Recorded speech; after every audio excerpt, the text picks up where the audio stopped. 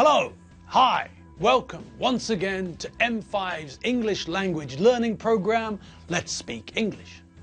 I'm Gav Duncan and I'm here on your TV screen to help you learn English. Now, are you sitting comfortably? Yes? Good. And are you ready for today's lesson? Yes? Good. Okay, well let's learn English together. Well, hello there, gods of English. How are you all today? Did you sleep well? Yes? Good. Are you all ready for some more revision? You are? Brill. Well then, let's take another look at some of the new language we learned in the past 4 weeks. In the 17th week, in the 83rd lesson, we learned some new prepositions, didn't we?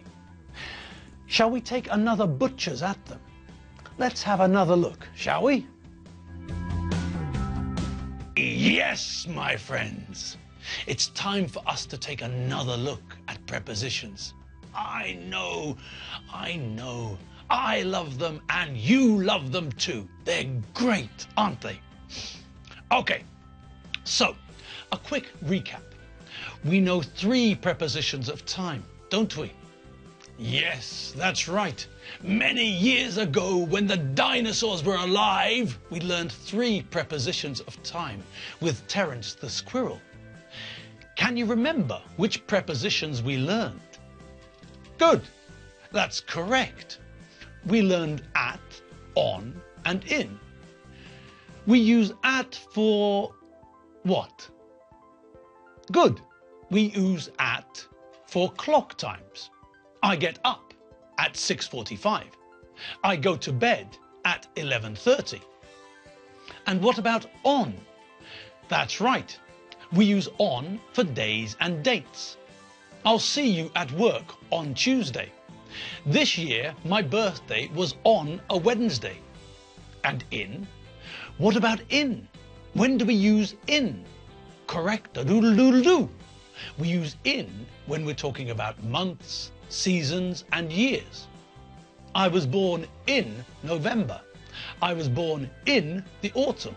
I was born in 1970. Great! Now, what other prepositions did we learn? Well, we learned some prepositions of place in Doreen's bedroom. In, on, under and next to.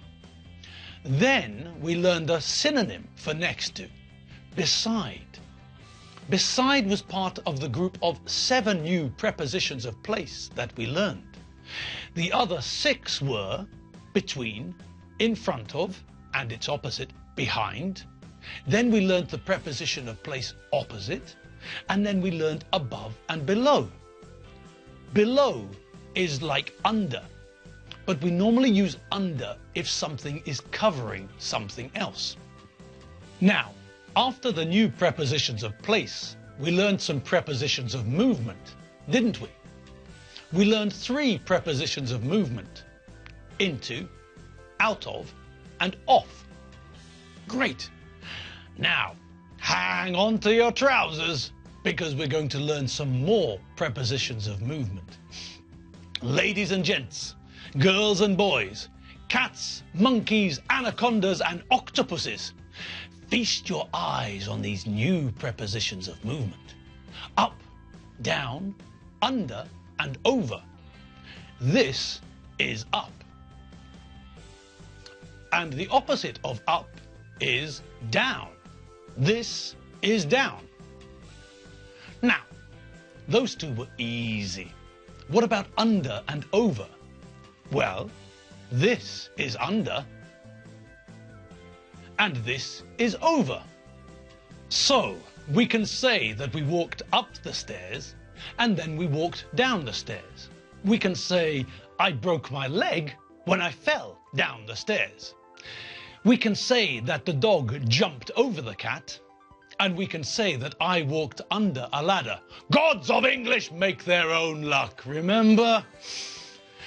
Now, one thing is very interesting. Under.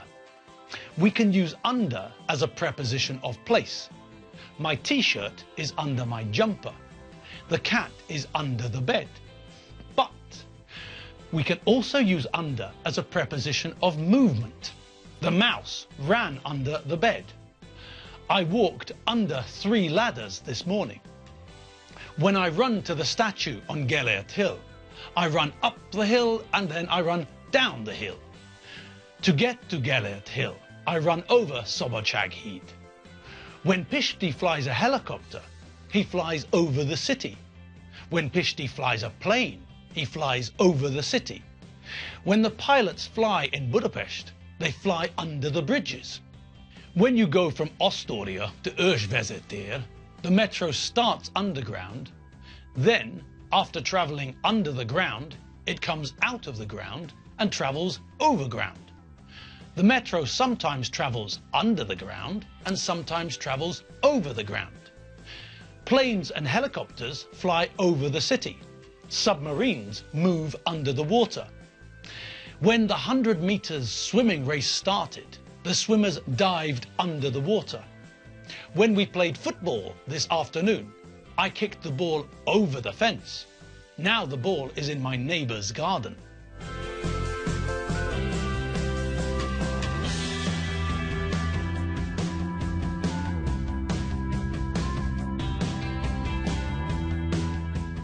In week 17, we also learned about question tags, didn't we? Do you remember question tags? Now, you probably noticed that I often use question tags. I used one just now. At the end of the sentence about Gordon, I said, doesn't he? This is a question tag. A question tag is a mini question. Often we use these mini questions, these question tags, to show that we're interested or surprised.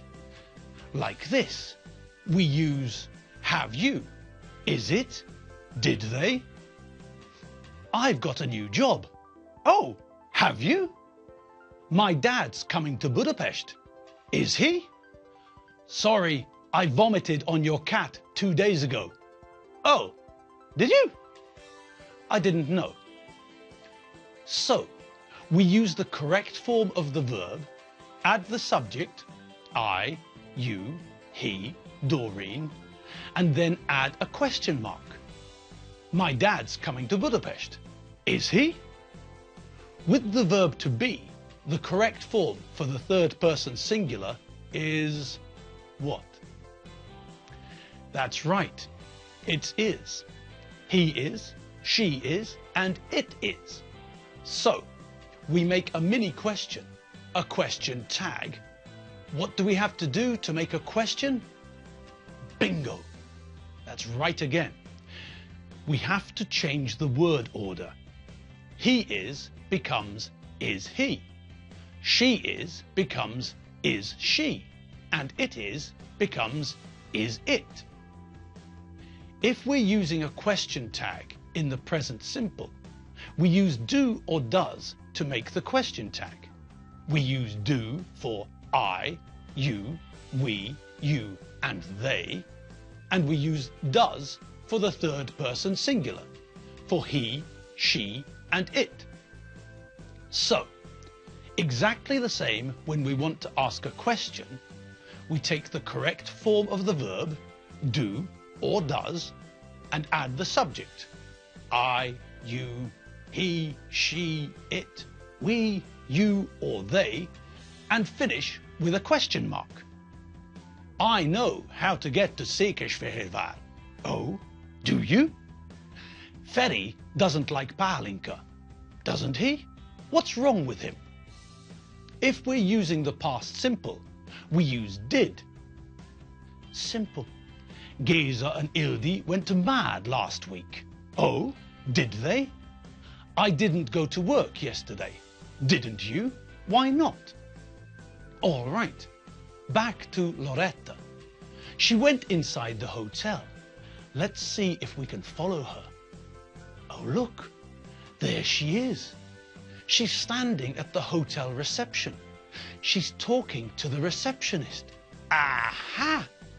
Can you see who the receptionist is? That's right. It's Mary's brother, Gordon. Aha! So now we know what Gordon does. Now we know where Gordon works. We learned from his conversation with Dave Squid that Gordon works in a hotel, but now we know what he does. Gordon Taylor is the receptionist at the Marveloso Splendido Hotel. Good morning, madam. Can I help you? Good morning. I'm here to meet Mr. Williams, the hotel manager. I'm Loretta Sweat. I've got a 10 o'clock appointment. One moment, please. I'll let Mr. Williams know that you're here. Hello, Mr. Williams? This is Gordon Taylor at reception. There's a lady who's got a meeting with you at 10 o'clock. Yes, Loretta Sweat. Okay, I'll tell her. Thank you, Mr. Williams. Goodbye. Mr. Williams said he'd be here in a few minutes. Would you like a coffee while you wait, Miss Sweat? Yes, please. I'd like a cappuccino, please. Of course. I'll bring it to you immediately. Please take a seat in the foyer. Thank you. Oh, and just in time. Look, Enid's finished her makeup and is here to help with some more everyday English. Welcome, Enid. Come on in. The stage is all yours. What ho, people? Hello, hello. It's me again, Enid. And I'm here with some more helpful examples of everyday English. Now, I overheard you and Gav talking about Loretta and her martial arts skills. And I'd like to try and help with a little sports English. Now, in English, we use lots of different names for the places people play sports. Here are some of the words we use. The first word I'd like to introduce is pitch. This is a very common word. We play all sorts of games on a pitch. Cricket, field hockey, football and rugby, for example. A pitch is an outdoor area marked for sports. If we play a game inside, like basketball or squash, volleyball or badminton, then we play on a court. We also play tennis on a court. A court can be inside or outside. Squash is always played inside, but basketball, tennis, volleyball and badminton can be played inside or outside. Golf is almost a sport, and golf is played on a golf course. If people want to lift weights or work out or go to an aerobics class, they normally go to a gym. Right, well, my step class is going to start in a few minutes, so I'm going to have to leave you. Okay, I'm off. Toodaloo, pip pip, cheery bye. Great.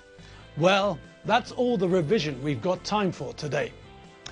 Thanks for watching M5's English language learning program, Let's Speak English.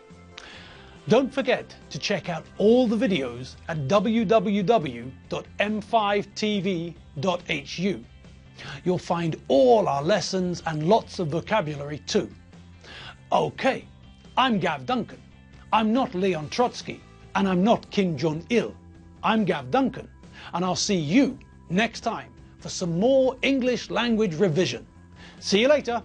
Bye.